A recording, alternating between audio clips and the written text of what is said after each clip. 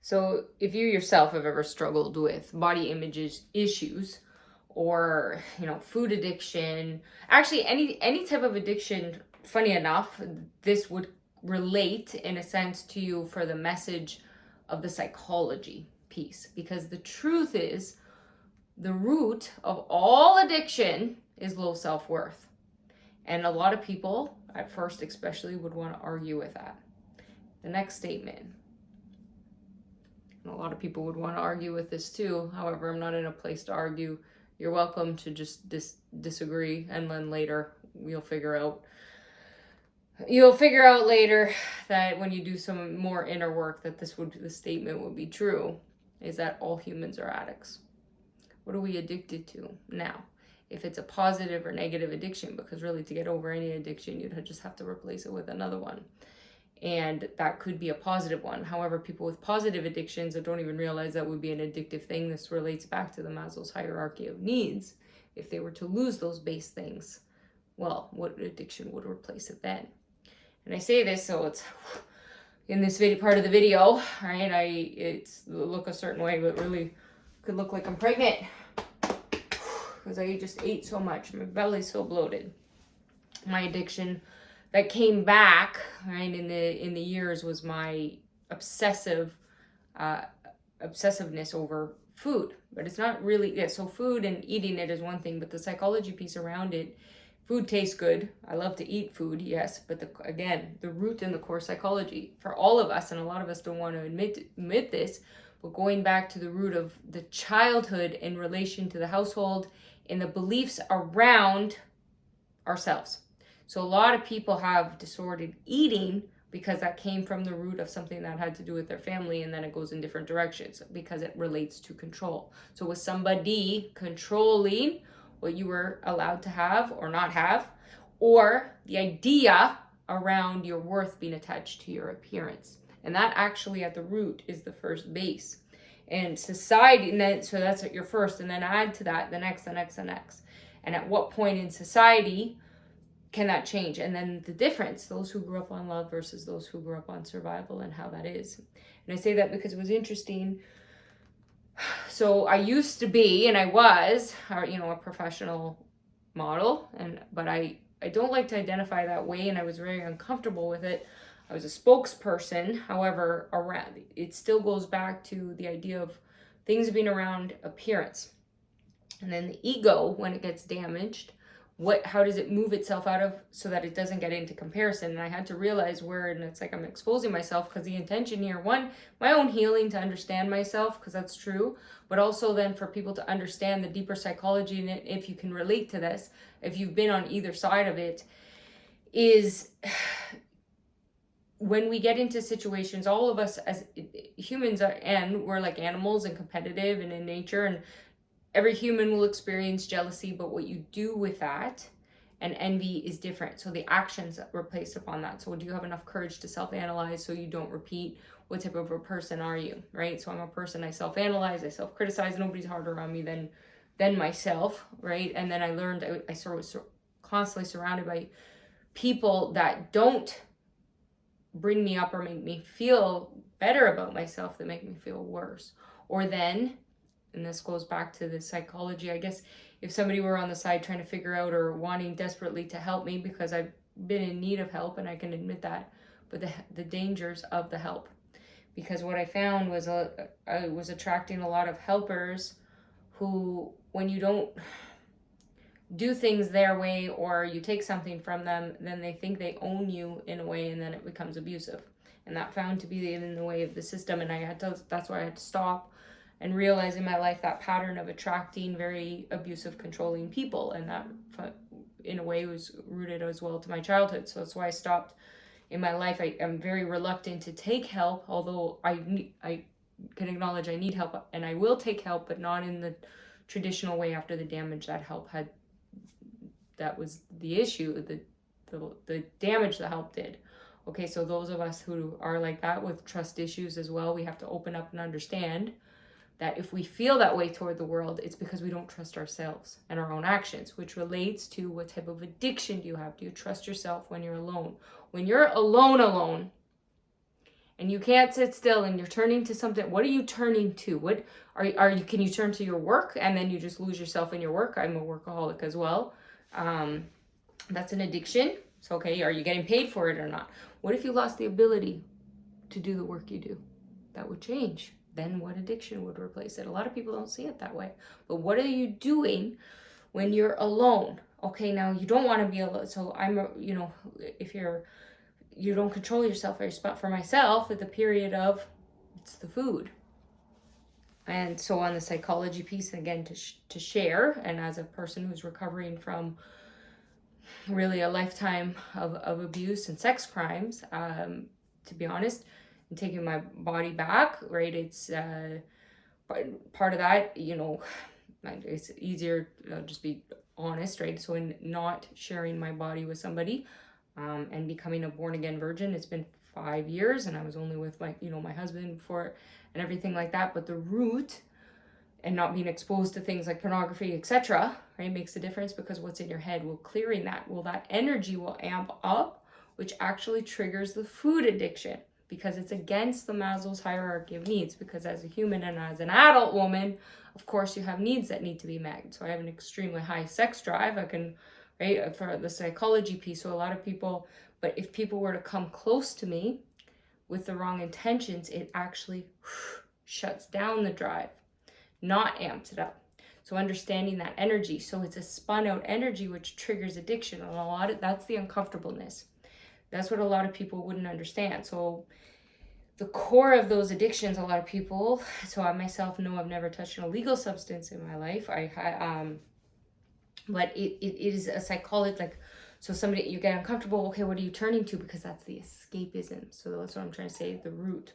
So today having, I had a photo shoot that I don't my issue is my psychology piece around what I see in the mirror, which is body dysmorphia. So sometimes I can look at myself and go, yeah, I look good, so, and recognize that, and there's nothing wrong with that. That's how I had to look, because in my world and coming from that, I was shamed for that as well. Oh my God. And it's the worst thing in the world to be focused on your appearance. So there's an irony in that. I'm the most critical of myself and my appearance. That's why it's hard to watch back. But over the years of these videos and these things, that's been my therapy, I had to see myself in all different ways. And ironically, when I'm putting myself in a position where it's to model is like to be judged for your appearance versus, okay, I'm just doing a video, it's the purpose of what I'm saying and the content versus the judgment of it.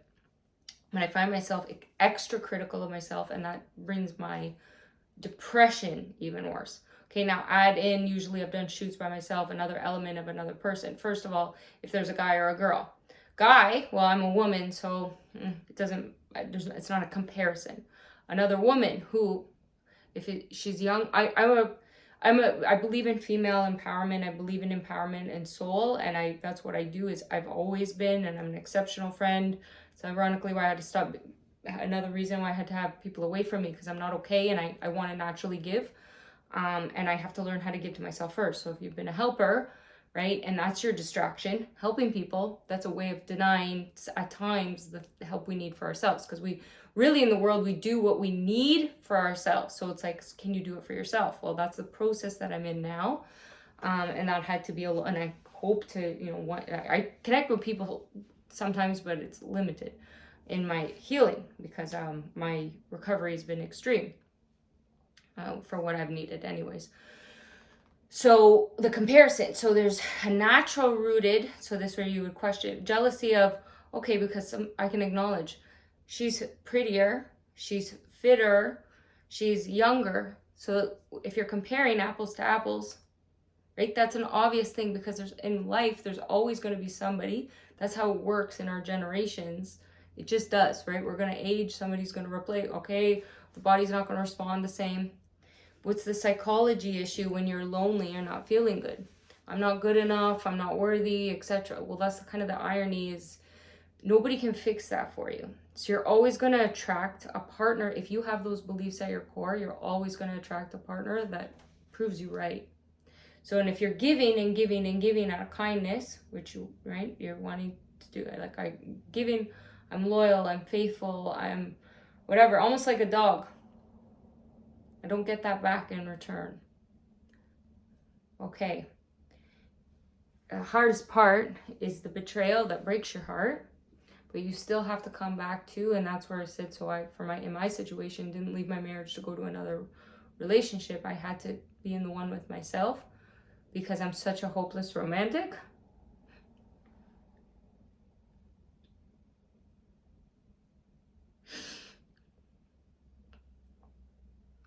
That the heartbreak of the betrayal brought me back to low self-worth of I'm not good enough, because that brings it back to childhood neglect.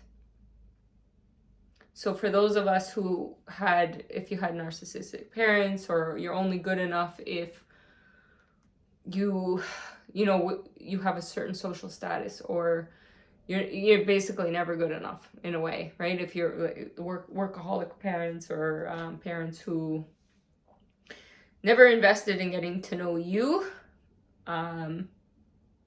it's all about them and how you make them look, and a lot of people could relate to that. That's where it stems from, because a lot of people don't. It is. So that would trigger anybody's addiction, because it has to do with love. So then you can become almost cold, and I have that too, and that's what I've had to understand. But that's okay, because the truth is, if you're a helper and you want to give to everybody, that's the most dangerous thing, because it's impossible to be liked by everybody, and it means you're not taking a proper stand for yourself.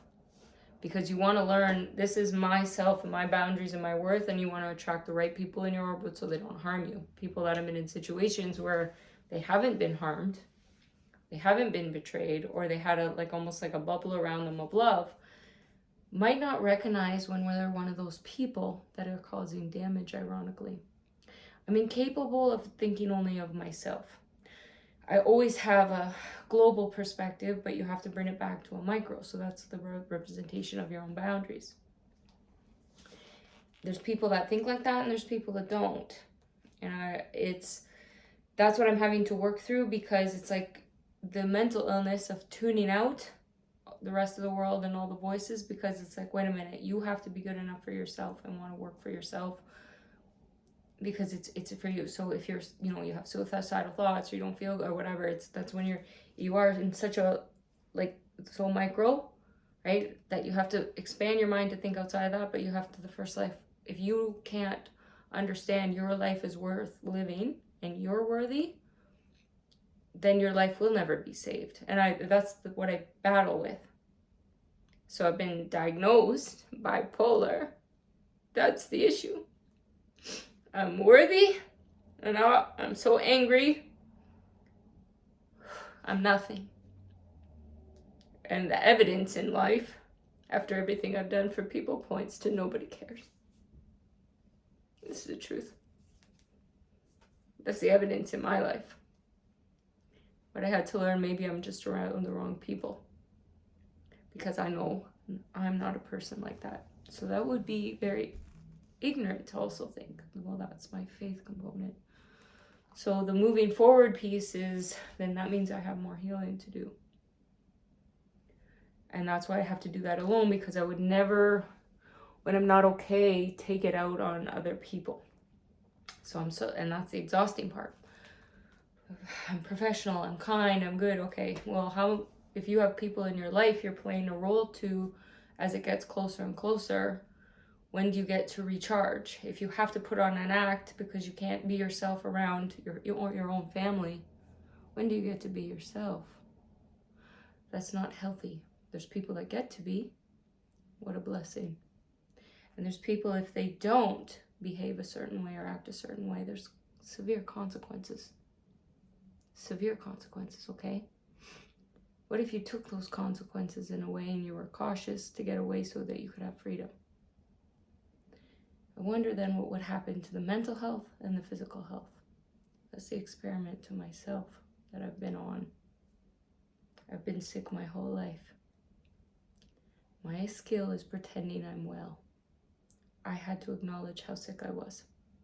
So the first honesty somebody has to face in any addiction, in any issue, is they're not okay. I am not okay. And that's okay. And there's no shame in humiliation and being mentally ill. The truth is the whole world's mentally ill. And the people that actually say they're not mentally ill are the scariest people that I never want to be around, because narcissism is the #1 disease on the planet, creating any other disease. And for those who disagree with that statement, I welcome you to use all the resources you have possible to do further investigations into this.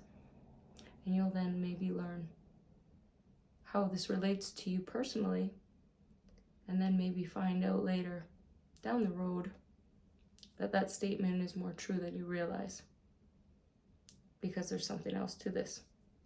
Mental health documentary, mental health challenge. It takes a very, very crazy person to change the world. And I had to realize there's no shame in being crazy, but you're only truly crazy to people who can't manipulate you. So instead, for fun, I'll own the title of crazy, because I am so crazy. I do genuinely believe I can change the world, but you cannot change the world until you change yourself. So that's the first thing, and responsibility at the end of the day, no matter what. So you might be a victim. I have to acknowledge I am and I was. That's the hard part. However, I do not adapt or will not adapt victim mentality, because everything's a lesson. And the thing we all share, every one of us, the only thing is pain. The degree of that pain, well, that's different for us all. So I still choose to count my blessings and do something with it. So it goes back, that root, because it's the thought, I went and I'm like, oh, because you don't feel as good? Well, I'm going to go eat then. I'm going to have more. But wait a minute. I just enjoyed what I ate. It was good. I made sure I slowed down so it wasn't a binge eat. Yes, the truth, eat foods that now I have inflammation. Now I don't feel as good. My back hurts. I instantly feel the aches and the pains. Why would you put yourself through pain? Because it's familiar with me. Well, then that means I haven't learned the lesson yet. Because pain will only leave you when it's done teaching you. Welcome to the Elegantly Outrageous Personal Development Institute. Meet our first elegantly outrageous avatar, Candace. The foundation of our personal development programs are based on Candace's real life story. When the Elegantly Outrageous Personal Development Institute expanded, it turned into a game, one that was created to help you find the best possible version of yourself. So pay attention to the clues, because everything is there for a reason, and nothing you see ever is a coincidence. Are you truly comfortable, confident, and happy in your own skin? Then why do you feel you should disguise your own inner contentment? The Elegantly Outrageous programs are designed to help you overcome life's paradox. Understanding what it means to love yourself is the key to resolving conflict, especially your own inner conflict, which we are all struggling with in so many areas. The Elegantly Outrageous programs are playfully hidden in plain sight to help you pay attention to your next clue for personal development. How can you become the best possible version of yourself? Play the game.